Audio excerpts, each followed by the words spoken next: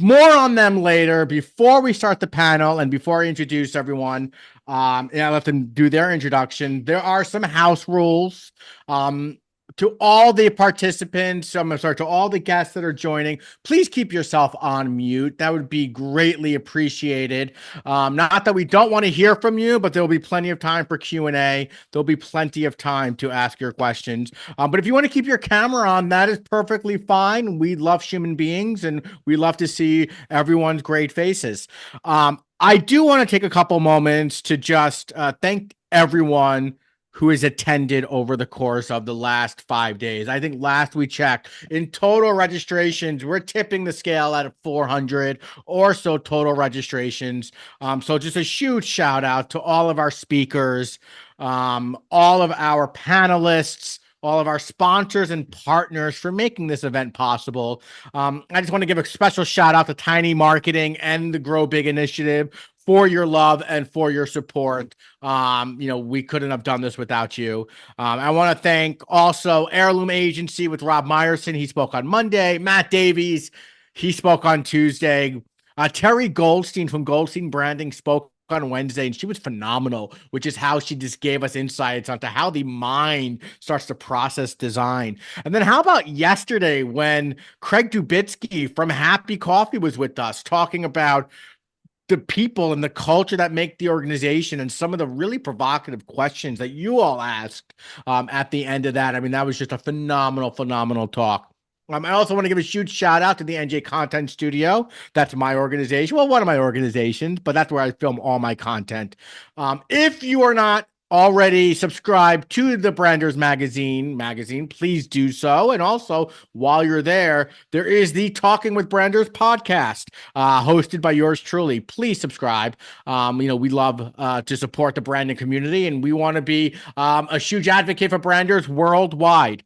So again, if you have questions, if you have comments, if you have curiosities, or even a couple concerns, throw them in the chat. Luis, Carolina, Maria Clara, who's on the Branders team, they're all moderating and they're feeding me the information. We have a great little machine set up here. So while we get going, we have a good amount of people there. I want to make some introductions. So I'm going to do a quick intro on everyone, but I'm going to let them all speak who are our panelists for 20 to 30 seconds each, and then we're going to get into it. So I'm going to start to my top left. Cristian Sarocco from Madrid. Well, not from Madrid, but living in Madrid, from the organization of Allegro 234. He's a future brand alumni or board of directors. I don't even know what you do for Future Brand, but I know you do something amazing for them. So, Cristian, quick introduction. Quick intro. Hello, I'm a strategist. I'm one of the founding partners of Allegro 234. 20 years ago, we founded this. So when I was part of Future Brand, probably also the dinosaurs were still alive.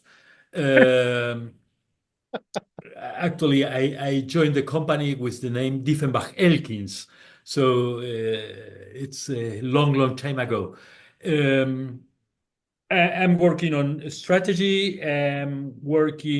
We are working on a strategy, and one of our key focus is on building brands with a conscious. And this was during the last, I would say, 20 years. Before Future Brand, before Allegro 234, I was a partner of Arthur D. Little. So I'm coming from management consulting, and that's it. And I'm an Amazing. engineer. Right. You're an engineer by trade. Which is so strange in this industry, but I'm an engineer. Yeah. I love it. Thanks for joining us. Next, right below him, at least on my screen, is Cybelle Jones from SEGD, which is the Society of Experiential Graphic Designers. Welcome, Cybelle. Thank you, Stephen. I'm so excited to be here with these phenomenal individuals. I have spent about the last 35 or so years. I started really in the museum exhibition design industry, and that evolved into digital interactive experiences and branded environments. And I was principal of a large firm doing some really exciting projects around the globe. 4.5 years ago, I did a major career pivot, and now I run a nonprofit member organization, as Stephen said, SUGD. And I did so because I'm really driven by the concept of how experience design enhances the human condition. And so hopefully we'll kind of touch on that with brands, because that's becoming a real differentiator of how we as an audience and consumers experience brands. So thank you, Stephen, for inviting me. Of course. Thanks for being here, Cybelle. And to my top right is Joanne Chan, who is the, I think, CEO of probably the most revered branding agency on the planet, and their products are in your cupboard and in your refrigerator. Turner Duckworth. Welcome, Joanne. Thank you. I'm so excited to be here with Cristian, with Cybelle, and Stephen. Thank you so much. I'm Joanne. I have been working at Turner Duckworth for 27 and a half years and worked with the founders for 20 years. Before that, I actually did a reverse pivot from you, Cybelle. So I worked in the museum world for 7 years and worked at the Guggenheim and other museum and art galleries, and then switched over to work with creatives of a different kind, not artists, but designers. And at Turner Duckworth, we specialize in consumer branding, and that includes logos, identities, packaging, and all sorts of brand activations, including experiences as well. So I'm really excited to talk to you all about what you do too. Awesome. Again, for everyone who has just joined us, welcome to day 5 of the BrandersFest panel. If you have any questions, please throw them into chat. We are going to make every effort to answer every question. As long as I can read it and make sense of it, I will ask it. So this first question is actually geared towards the three of you, but I'm going to start with Cybelle, and then I'm interested to hear what Cristian and Joanne have to say. Cybelle, this is geared towards you because SCGD recently went through a rebranding or a brand refresh, right? It wasn't necessarily a revolution, it was more of an evolution. So when considering a brand refresh, how do you know what to keep and what to change? And what was integral to the brand's DNA to keep? So I'm anxious to hear about your experience, and then also what Cristian and Joanne have to say from their experience. Yeah, that was an interesting process because we turned 50 last year as an organization, and our existing brand at the time was developed by Pentagram, and they also have been long-standing members of SUGD, and we have a couple of fellows, Paula Scher and Michael Garricky, and we were rebuilding our website, and the board said, you can't use your old brand if you're rebuilding a new website. But being a small nonprofit, we were like, oh, we don't have time and money. So we had to be really strategic.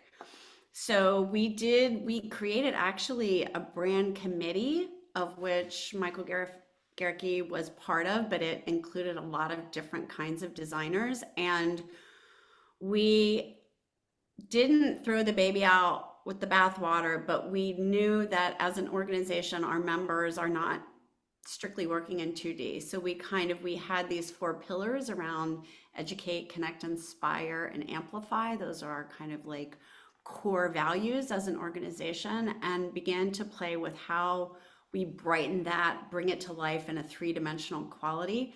When you think about brands, they're not static, right? Motion activated. Where are they? They're everywhere, from a t-shirt to a presentation to something that somebody's going to purely see digitally. So we had to think about all the ways in which the brand lives. We even made earrings. I should have worn them today because they're so cool. Well, that's cool. It's radiant rainbow. And we also wanted to build excitement of this vibrancy of the next generation. And so we played a lot, and not only in the brand as a graphic, but we also engaged with a group called Room for Magic out of LA. And if you don't know them, you should look them up. They also produce Steam Journal, if you know that. And we talked a lot about the language that we use, and that when we redid the website, the language felt stale and it felt stagnant, and we wanted to be more progressive and inclusive and empathetic, because when people talk about SUGD, they say, I love the people. Well, how do you bring people across in a brand? And so it became this iterative process. And for those of you, joining, it's the multiple ways in which people engage in your brand and mostly how they feel about it, right? So it's not an intellectual process necessarily. It's like, what is that feeling, that qualitative takeaway? And so that's what we were really targeted with. And I think we were able to achieve that. And sometimes, I hate to say it, but an incredible deadline like a 50th anniversary with the conference, I mean, you got to get shit done. So there we There go. it is. No, thank you. And amazing way to start off. Joanne, I'm curious from your perspective. Like, I see chomping at the bit. What do you got? Well, I love, Cybelle, that you said, you can't just throw the baby out with the bathwater. And we talk about that all the time, especially when we're working with some consumer brands that have been around for well over 100 years. So there's no real formula or playbook. Essentially, we need to look at both the past and the future. The way you look at the past is to see if there are any legacy brand equities that, if modernized, might be brought forward. And then we look to the future by understanding from the client, like you all had to do, Cybelle, kind of internally, what their aspirations are for their products and their services. And how are their audiences changing? And are they moving into a different product category or service category? And we don't ever want to change just for the sake of changing. So it needs to be grounded in business truths and strategy. So new identity systems, I think these days they have to be far more flexible than rigid. And like, just like earrings, right? Like anything that connects with your consumers, and creating design systems that are inherently more emotive are really important, allowing consumers to feel something about the brand. Joanne, to that point, one of the things Cybelle said, I'm anxious to get your opinion, and then Cristian, I'm going to move to you. What's more important, your visual ID or your verbal ID? I mean, it has to be both. It has to be everything, right? I mean, I think visual is important because a lot of times people now they put it on mute. So the visual has to be attention grabbing and scroll stopping. But I think the overall tone of voice also has to be important because you got subtitles automatically now on TikToks and everything. So I think both. Sorry to be lame in the answer that it's both, but I think that's absolutely true. And I think, but you got to be scroll stopping. It has to be simple, but it also has to be cohesive so that you can tie in all across so many different activations in brand world these days. Yeah, no, absolutely. Cristian, moving to you. We're talking about throwing the baby out with the bathwater. Have you ever had to throw the baby out with the bathwater and completely revolutionize an organization when they thought they were going to just do a little refresh, but uncovering that they need a lot more than just a refresh? And you're on mute, Cristian. I don't know if this is your first time on Zoom. Yeah, it's my first time on Zoom. I don't know how this works. Anyway, yeah, after these two ladies, I don't know what to say. I have to say thank you very much. Bye. That's it. Anyway, I could go the other side around on your question, Stephen. Sure. Because when you are working with companies, they do believe that they want to refresh their brand and their company and something extremely new, and this is not true. The reality is that there are certain values, principles, a big idea behind a business that is part of its legacy, and it's quite difficult to move that and to change that. So you have to give new contents to those values. You have to bring new ideas to the market to establish a new kind of dialogue. But at the end of the day, there are several things that you have to maintain, and they remain building and a strong part of your brand and your experience. Otherwise, you are reinventing a company. Sometimes, and I know this is something that I have discussed with several people, when you see that some companies say, "Oh, we have a new purpose," and say, "If you have a new purpose, you are a new company." Mm, So the issue is that the deepest work we have to do when we face these kind of situations is to make explicit those values, that big idea that is behind the business, to maintain its legacy, because it's strong, it's beautiful, actually. It's so yeah. beautiful. You could have strong and challenging ambitions, but you cannot deny what you were before, Right, because right. nobody is going to believe that. That's it. Right, right. It's inauthentic. Um, and that leads me to my next question. And Joanne, I'm going to start with you on this one. Storytelling is an overused buzzword in our industry, but it's a very real word that we need for a reason. How can storytelling humanize a brand and create emotional connections with audiences that reinforce that identity when we are in such a always on world that just is moving at the speed of light? How do Yeah, we storytell in the speed of light? right. So I think brands are always having to respond to things that are going on around them all the time. And they're always having to evolve. And I agree with Cristian that you need to think about legacy. You need to think about what is the core purpose of a brand and a company, and make sure that you're not just, as we said earlier, changing for change's sake. And that storytelling is really important. But I think what's really key is that stories evolve, right? So just from a visual standpoint, because that is what we specialize in, we need to make sure that we are creating visual identities that can flex, because the stories will evolve. So branding is really changing. So it used to be that we would just kind of stamp a logo, and it was all about consistency, and the Brand logo would show up guidelines. everywhere. Yeah, and the identity, the heavy lift was the mark, and now it's part of it. And we Mm. need to create, the strong foundation of enduring assets that create memory structures, but we also need to create flexible parts of the system that can continue to evolve depending on whether or not you're talking to Gen Alpha, Gen Z, or boomers like us. So I think it's important that brands, especially those that need to speak to and storytell to a very wide, broad audience, that they have flexible systems that are cohesive also across different regions. We work for a lot of global brands, and they don't tell the same stories depending on the region. They don't Yeah. tell the same stories depending on the audience segmentation.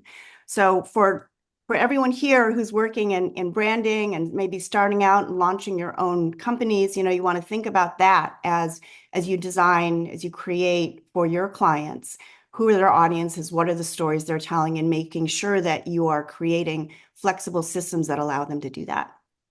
Cybelle, a couple years ago, I was at the SEGD conference. Not sure you were there yet. Maybe we're talking 2017, 18, 19, I forget. And Spotify, I think one of the creative directors from Spotify was there. And now talk about a flexible identity. And they led the charge in flexible identities.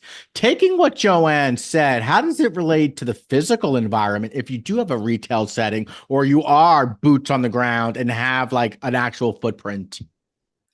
I had a lot of head nodding with Joanne and also Cristian, because I think it brings this all together, which is that it used to be, if you think of the metaphor of the Wizard of Oz, that the brand was just there, right? It was like Emerald City. But now we see the man or the woman or the brand behind the curtain. And Mm. so when the rubber hits the road, thank you, Joanne. Like, we created these things that were so concretized, and that is not the way that the world responds. If something happens, if a catastrophe happens, Florida, whatever, how is a brand responding to that if that matters to their audience? So we think about activations in many ways in which storytelling can play out, from an app to an activation at a retail, to a pop-up event, to a music event. So we're seeing this really brands being allowed to transcend or being expected to transcend the superficial and connect emotionally with the audience, and thinking about how those stories, like when you meet someone, I don't even know Cristian, but I know that he is going to be provocative. If Cristian showed up one day and I met him in person, and he was this very straight-laced person who was really quiet, I would be like, that's not authentic. Like, I thought Cristian was. So we have to lean into that when we think about how we design activations for brand, and how those different strings connect to the heart, whether it's, as Joanne said, in a different culture, right? So we have to be Yeah. sensitive to that, but there has to be a cohesive stickiness of what still holds it together. Cristian, any response to Cybelle already pinning you as the provocateur of the group? Yeah, absolutely. You're right. That's it. No, let's see. Let's see for a moment. I think that there are several things in what Joanne and Cybelle were saying, which is extremely important. I would split that in two things. The first is, in addition to storytelling, I think we have to understand in a relation, personal and also with brands, that the experience is not only built on stories, it's also built on rituals and symbols. And so we have to understand how the three issues are connected and how they interact. There are no symbols without a story, and there is no meaning of the story without rituals. And this is a thing that is important. The other thing, or the other side of this, is that stories, and going back to something that Joanne said, and say, oh, that's great, is we don't have to, and we were talking about this, Stephen, we don't have to be authentic. We have to be sincere. Yeah. We born authentics, but we learn how to be sincere. And it's a huge difference, that. So, and that makes you adapt your messages to tailor-made those messages to assure that all the audiences in different places, or because they are of different ages or whatever it is, can understand what you want to share with them. That's it. No, I love that idea of ever since that conversation, and everyone listening, you can go back, I think, to season 2 of the Talking with Branders podcast, where I interviewed Cristian, and we had a brilliant conversation around sincerity and around why authenticity in branding is table stakes, and we need to think more, we need to think deeper, and for sincerity comes in. Cristian, I'm going to piggyback on this. Speaking about sincere brands that needing to be sincere, but also thinking about consumer rituals, where the consumer ritual these days is to mindlessly scroll on TikTok and on Instagram. Do you believe that brands are sacrificing integrity for the sake of virality and instant gratification? Well, it's a difficult question, really. Yeah, really. it is. Because on the one hand, you have brands that they are magnificent in what they are doing, and other brands that looks like are extremely stupid, or the people behind those brands are not putting their brain on to assure that they are producing something really good. We are talking about new kind of channels. And when you go to new channels, you are experimenting and see what is happening. And some brands are going far too much. And you see, and again, you cannot believe on what they are doing because you see them and say, no, this brand is not for TikTok. Right. I don't want to get into political issues in the US. but try to imagine Donald Trump dancing in TikTok. Perhaps he has an idiot there saying, "Oh, you have to go there and dance," Yeah. and he goes and dance. And you say, "No, that's not the place. That is not what you are expecting. That is not sincere." And Mm, either, unless, and still worse, is not authentic. So, right. but Ju- it's quite difficult to see because we are all making experimentations. We are researching yeah. in those networks to see what is working and what is not working, Yeah. and that's a little Joanne, mess. Yeah. I'm going to ask you the same question. With the brands in your portfolio, we're talking behemoth brands that have extensions in almost every country. How how how do you consult or help to guide the brands that you're working with so they don't go rogue, even though they have all these extensions? You know, there's a tension there, and like how do you at Turner Duckworth handle that? So we work with a lot of global brands. We don't consult, just to be clear, on the comms side, Mm, corporate communications or anything like that. sure. It's more, what's the visual identity? How do they want to present themselves? Brand personality, visual identity, and brand behavior. What we do is make sure that we have these, as I mentioned, these kind of enduring, strong foundational assets. And then there's the localization aspects to it as well.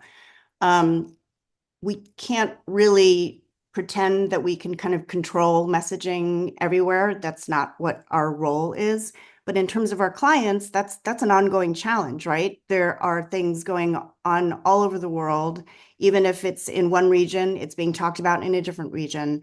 What we need to do as brand stewards is make sure that we give the clients the tools and consult with them when they're having any challenges.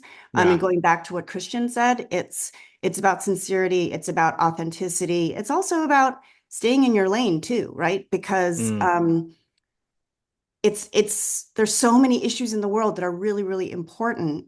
Brands probably need to have a voice as well, not just for their consumers, but their employees. Like when you think about it, a brand isn't just to sell goods and services. It's also an employer to potentially thousands, tens of thousands, or hundreds and thousands of people.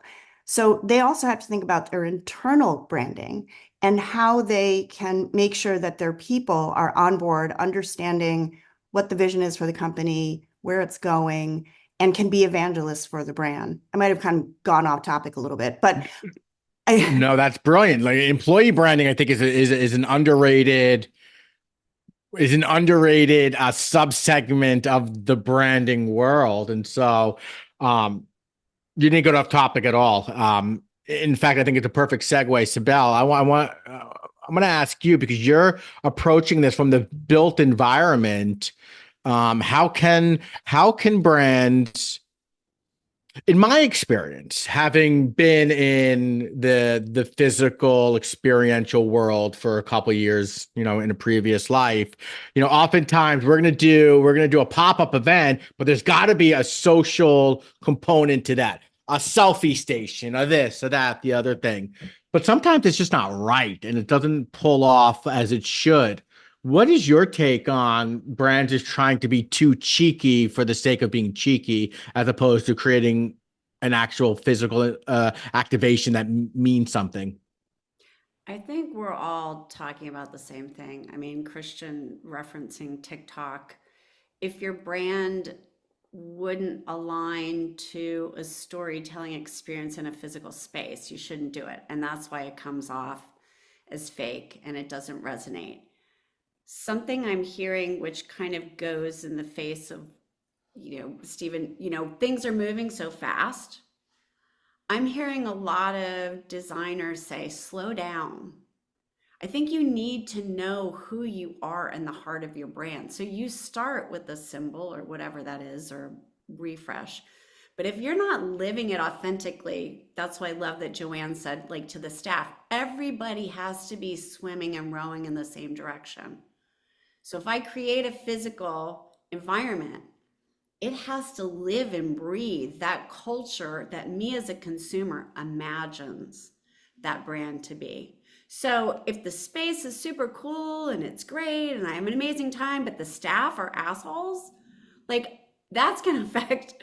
So, it is so multimodal and it doesn't, I think sometimes less is more. Like one great experience that I can pop into that I share with my daughter or my partner or my friends, that then we sit, at lunch or coffee, reminiscing about sharing. Like that probably does more than this huge trying to be everything to everyone. Think about Lego. I mean, I grew up with Legos. I love Legos. Who ever thought that Legos would be an experience, a movie, that it would Right.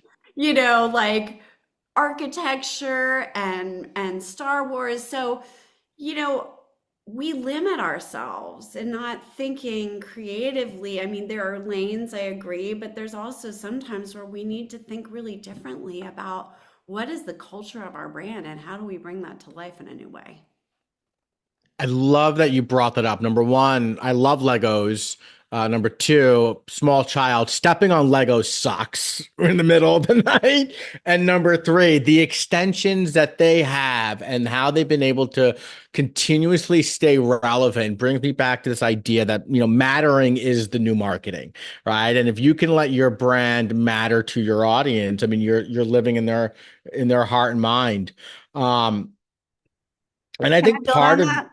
Stephen, can I build on that a little bit? would So love for you to. there's also brand collabs, which help brands kind of extend through culture, right? So McDonald's, for example, collaborates. I mean, everyone knows what the Happy Meal is, right? So collaborates with Hello Kitty and Crocs. And there are all these ways that we're seeing collabs affect the branding space, even with, for example, cross-category Yeah.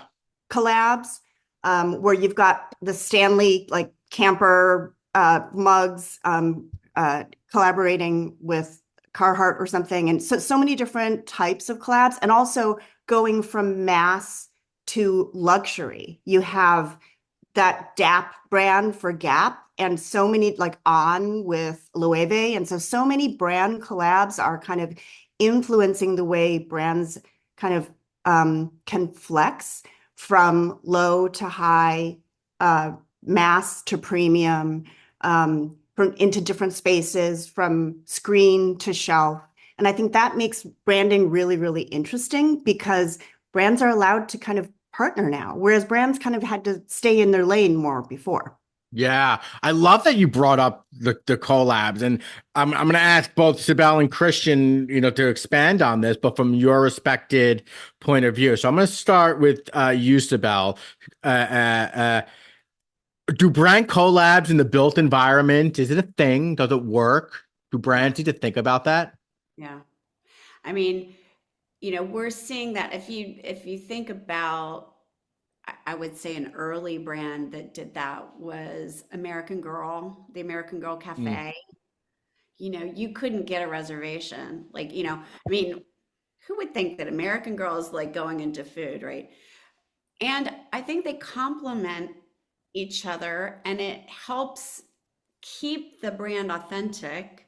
As Joanne said, like if McDonald's all of a sudden went into like the toy business, I think parents would be like, I'm not buying a McDonald's toy.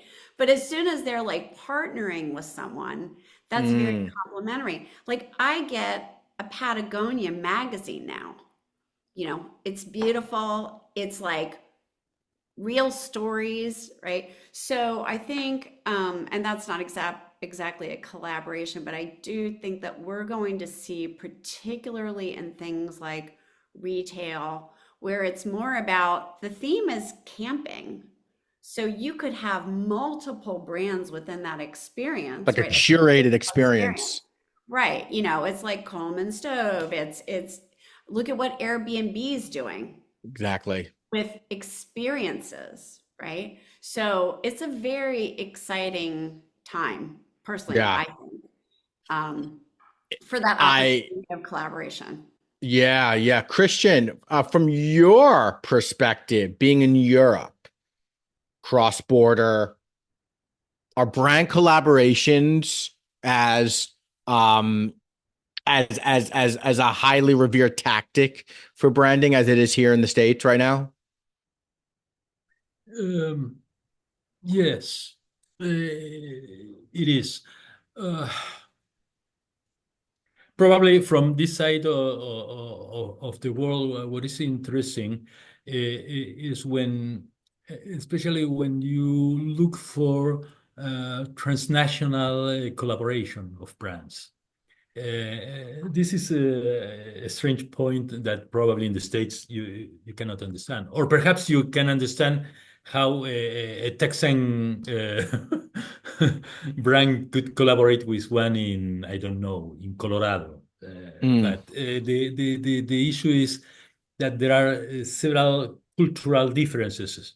So when you want to achieve collaboration between a German brand and a Spanish brand is a bit difficult. And if it yeah. is French, you cannot imagine. But but the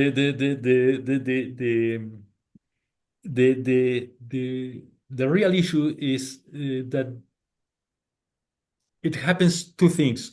One is the difficulty to establish the collaboration pattern between or among brands. The second is when they achieve a stage of collaboration and say, oh, yes, it's good for us, we are going to collaborate. In certain cases, and at least here in the south, in the Mediterranean countries, there is a sort of problems with coordination, which is the second step after collaboration. You can collaborate, but if you are not very coordinate, Mm, it's a real mess. yeah. And sometimes they say, "Oh, this is not working. We cannot collaborate." And the reality is, you can collaborate. It's good for you to collaborate, but the real issue is that you are not. There is no coordination between you two, so you have to Right. talk about that too. If the But left anyway, hand doesn't know what the right hand is doing, then we're just juggling, yes, we're not absolutely, juggling. Yeah, we're absolutely, not in yeah. sync. One of as we think about collabs, I can't help but think about this idea of shared community, right? Shared tribal mores, as you might say.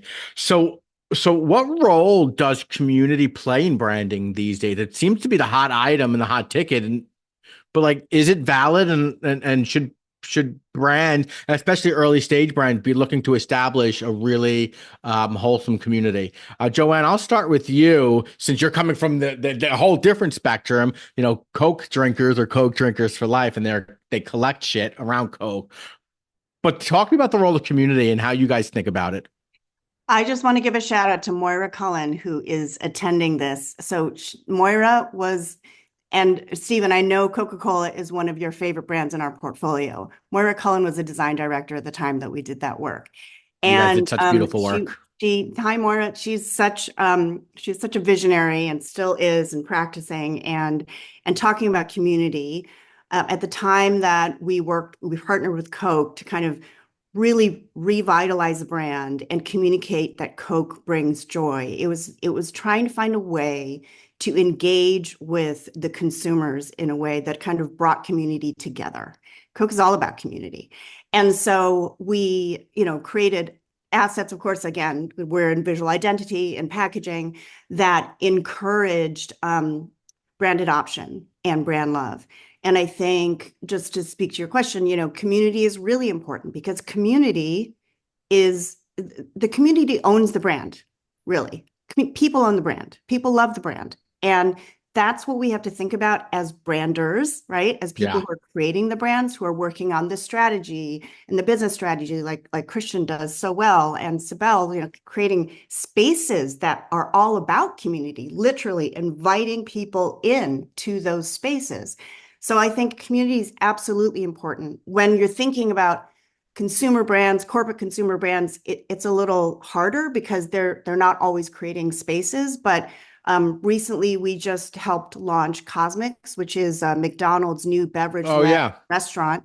There are now 6 new Cosmics locations in Texas. And just speaking to some of the storytelling that we're mentioning earlier, there are little Easter eggs hidden all over the insides of the stores that kind of start hinting with GPS coordinates where the next store is going to be.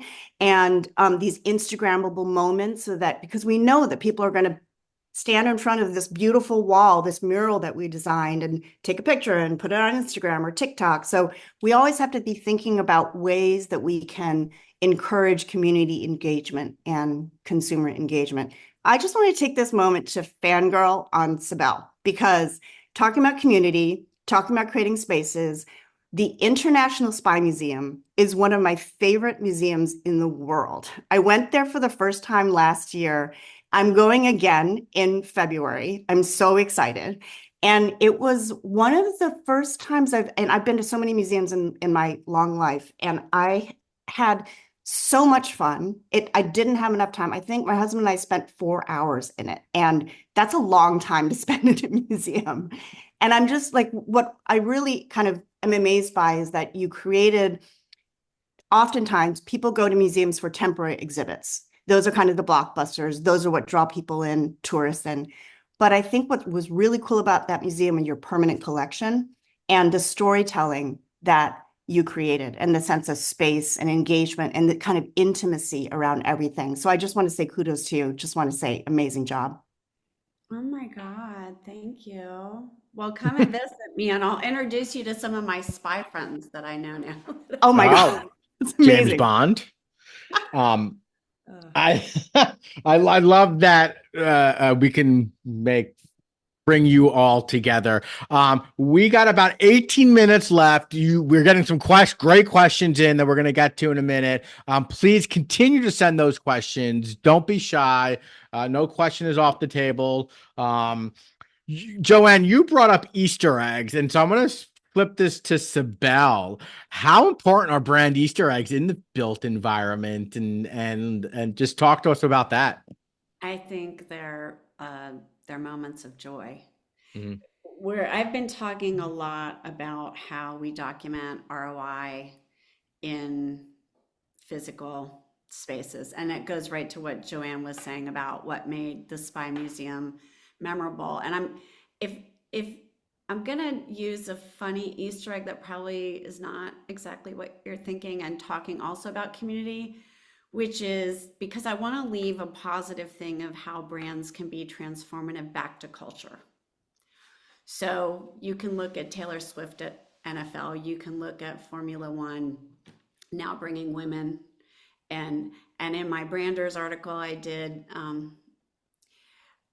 we had this kind of response to the inequity of men, women's soccer, football, depending on Christian and what side of the pond you're on. There's the Kansas City, the first purpose-built women's football stadium. And I assumed it was all women or LGBTQ. No, it's attracting families because it's the culture of the brand that is welcoming and forward looking. So at the stadium, there's no plastic. Everything is recycled. The mesh of the way the seats are created are very, they fit a lot of different body sizes and types. They stay cool. They're environmental. So they've literally taken this brand of a women's football club, soccer club, and created it in the entire manifestation of that physical space. And people love it. It's sold out. So when we think about brand and our responsibility as the creators, whether it's a space or whether it's a mark, it is think about the opportunity you have to actually, going back to enhancing the human condition. How do you make it better? Like, I know that Coca-Cola teams up with Johnson & Johnson to get medications to these very remote locations that only Coca-Cola knows how to get to because they're getting Coke. How is that community going to feel that their kid got a vaccine because of that partnership? So these are the things that I hope we take the opportunity to challenge our clients to think about, could a brand take a space to be helpful as a pop-up, to do something related to literacy, right? We're starting to see these things going back to Yeah. concepts. So I don't, this is creative opportunity to imagine how we create brands and spaces that might not be expected. And that's where the serendipity and the magic and the memories are made. Mm, I love that, and creating the magic. A ton of questions. Cristian, this question is from Elise. I think I've been saying your name right. What are the most common mistakes businesses make when trying to define their brand, and how can they avoid them? They don't hire a good consultant. That's the first. And the solution to that is hire a good consultant. Uh, I mean, Anyway, it's very no, sincere of I you to think that say. the big mistake, in my experience and my opinion, is that in certain cases, people split the business and the brand and consider that are two different things, which are not. The business and the brand are in the same coin. Are the one Yeah, is the other side of the same of the coin. DNA. Yeah, Yeah, to make it simple, if you are talking about business strategy, you are looking to see what you have to do with your customers to make your company succeed. And when you are talking about brand strategy, you are paying attention to what you have to do with your company to make your customers succeed. So in certain way are two sides of the same coin. And this is probably the big mistakes. They say, oh, we are going to talk about business on with my left hand, and we are going to develop my branding with my right hand. The yeah. second, which is so serious, and I continue thinking about that, is you have to hire a good consultant. Yeah. I was, I come from the Marty Neumeier school of branding, and he talks about business strategy and brand strategy being two sides of the same DNA helix, right? They're Yeah. interlocked and they're connected, and you can't have, one without the other. So thank you for answering. From Chloe, and I'm going to put this one to you, Joanne. What is your prediction for the future of branding and strategy? It's a very small question. Right? Nostradamus. That's a really big question. Well, we haven't talked about AI at all yet. Well, we're going to get there, but dive Okay. us into it. Let's go. So AI is obviously already playing a huge role in branding. We shouldn't be afraid of it. We need to adopt it. To us, it's a tool to get to solutions faster and to kind of pressure test and imagine and visualize things faster. In terms of like the future of branding, I think we're going to see branding continue to evolve. As I mentioned earlier, it's no longer just about stamping a logo everywhere. It's about brand behavior. It's about experience. It's about brand worlds that show up in a lot of different ways. And to Cybelle's point, it's also about corporate social responsibility and finding ways to kind of help others and see if there are natural collaborations between brands that can kind of do good in the world. I don't know what the future holds. Yeah. One dream I have, honestly, is that every company will devote some of its profits to some nonprofit cause, because we've got climate change. We've got 2 hurricanes 2 weeks apart in the United States that are happening right now. And I just think that if corporations can do more with their brands, use the power of the brands, the power of their currency, to reach others who are in need, I think that would be incredible. So that's what I would love to see as the future of branding. I champion that cause as well, right? I think brands have to use their power for good. Speaking of AI, and I love this question, Cybelle, this is going to be for you. Is AI Al Capone or is it his gun?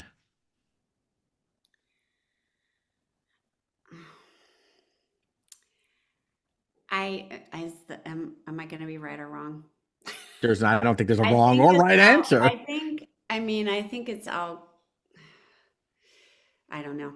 It's both in some ways. I mean, AI I find it's only as good as what you put into it. So you need Yeah, Al Capone's brain to figure out who he wants to use the gun on. yeah, Um, I do think that we have to be smart about AI and what we want it to do for us. And I saw a great meme somewhere, probably on Instagram, that was like, if AI could like do my laundry and take my dog out and fix my dinner, like I would have more hours to be creative, which is true, right? So we shouldn't end up becoming a slave to it. But I think use it where it makes sense, like to run data, to synthesize, things that are hard maybe to synthesize. I also find that AI is very like objective when I am very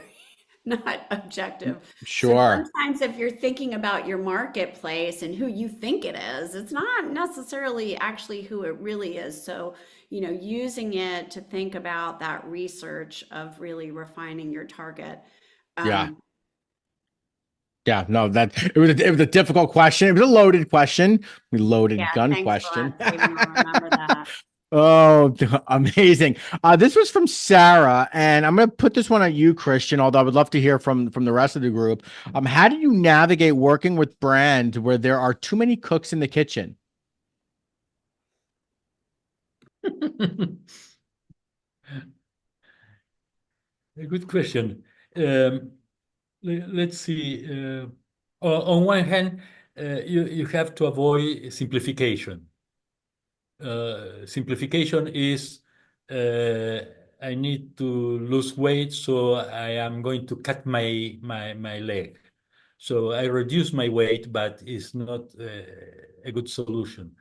That's the first one. The second one is trying to put priorities on what you are doing and what you are hearing.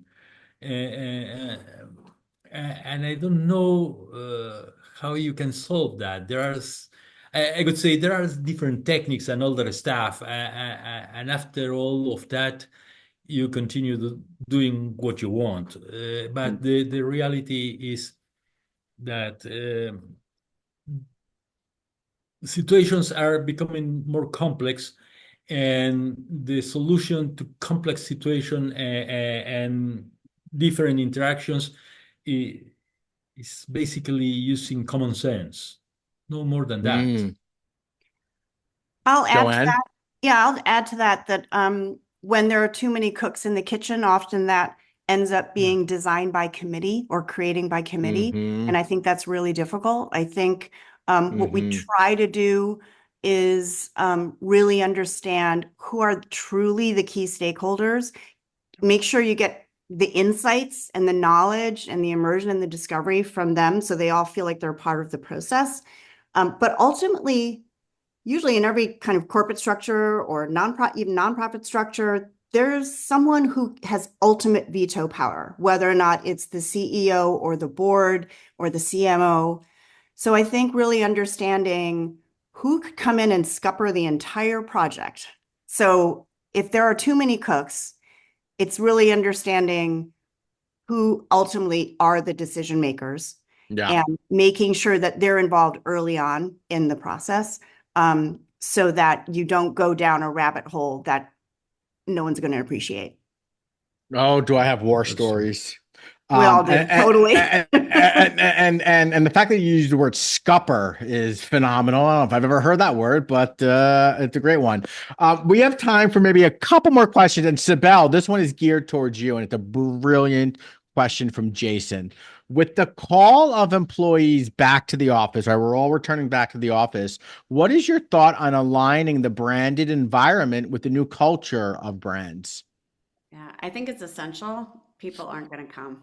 They're just not. Mm, And what we're doing is we're really devastating the future of the next generation because there's so much that's missed from the experience of working together. Walking by somebody's desk and seeing that they're stumped. But they're not going to tell you that. So I right. think, Jason, this is the opportunity for a brand to really celebrate what's unique about it. So if you want a healthy environment, if your brand is connected to health, then that experience that you're creating at the workplace has to allow for that. Places to remind people to move, to stand, to collaborate.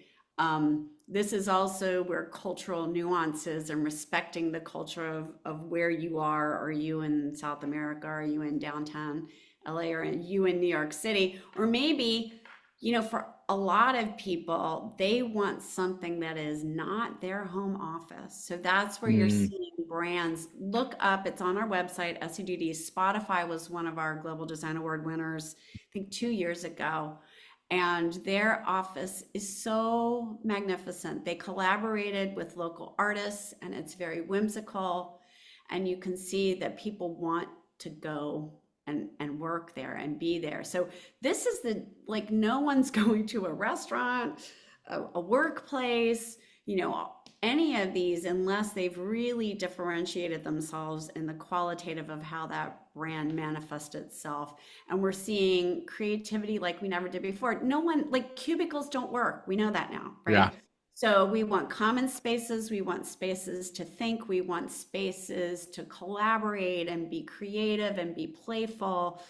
We have to bring that back into the physical workspace because working remote can become very monotonous, and that's the opportunity that we give in these branded experiences That's a to not brilliant. be that. Right. No, absolutely. Well, we are coming up to the top of the hour. There are some questions we did not get to, so we will put them in email to our panelists. And Ben asked where I can send my resume. Ben, just send it over. We will hopefully help you as much as we can. But any parting words from Joanne, Cristian, or Cybelle on just the state of brand today, and anything you want to impart on our guests? I just want to say I think it's really exciting. There's just so much going on in the world, and branding touches like every activation, every touch point along the consumer journey. And for us, it's super, super exciting. It's an opportunity to spread joy, Yeah. to have some fun. And this is a creative field after all. Let's not forget that. So I just want to say thank you for, my fellow panelists and for Stephen and for the Branders team, Luis and Carolina. It's been super fun. Awesome. We have pleasure having you here. And while they might be one of your competitors, Joanne, the team from Peter Mayer out in New Orleans, good friends of mine, they're all about this idea of brand joy. And I'm just addicted to how they just put it out there. Like I love that idea. So we all could take that. Cybelle, Cristian, any last parting words?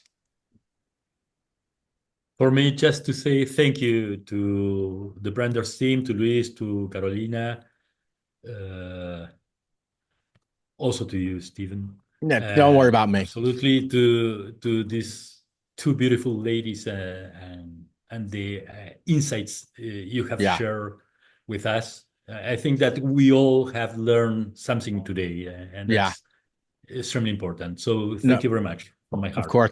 And while we hear from Cybelle with any final words, if everyone would please turn on their camera, we just Yeah, want that to take a would be big group great. photo. I would love to Yeah. see you all. Cybelle, any parting Yeah. words? No, thank you. And I just remembered that this work that you're doing, brand gets a bad rap.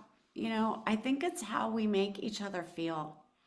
And so that's an opportunity to do something great, to touch as many lives as you can through your experience with that brand. And just Yeah. remember, you have a lot of agency. Sometimes we feel like we don't. We do. We have a lot of Right. agency. Yeah, thank you. Right. It's great.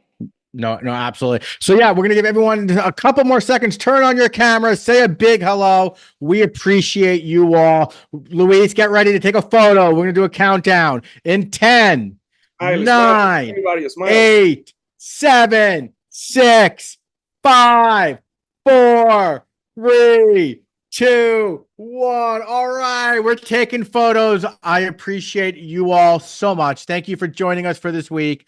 Thank you to everyone who's participated, all of our partners, all of our sponsors, all of our friends, all of our collaborators.